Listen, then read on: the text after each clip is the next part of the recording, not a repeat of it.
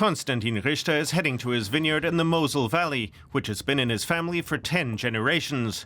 He grows Riesling grapes here, and his family has been exporting wine to the United States since 1830. Today, around a third of the vineyard's wine goes to the U.S.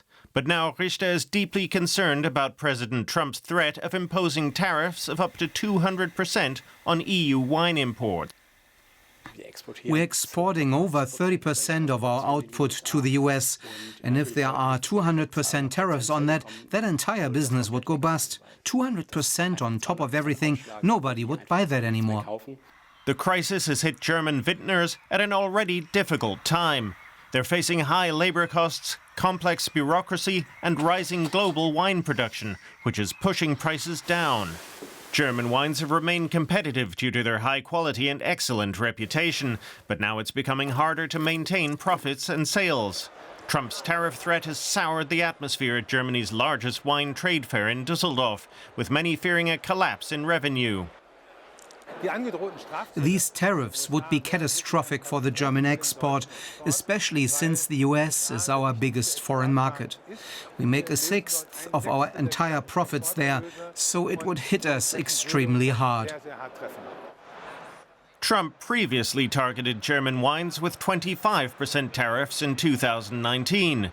German exporters and US importers shared the extra costs and managed to weather that crisis. However, tariffs as high as 200% would be hard to swallow, if not impossible. For some, however, the glass is still half full, and they're trying to hold on to some optimism. A full-on trade war between the U.S. and the EU can still be averted. The EU has announced reciprocal tariffs starting April 1st, but until then, there's still time to talk. And both sides should come to realize that a trade war would hurt everyone and that a deal should be negotiated.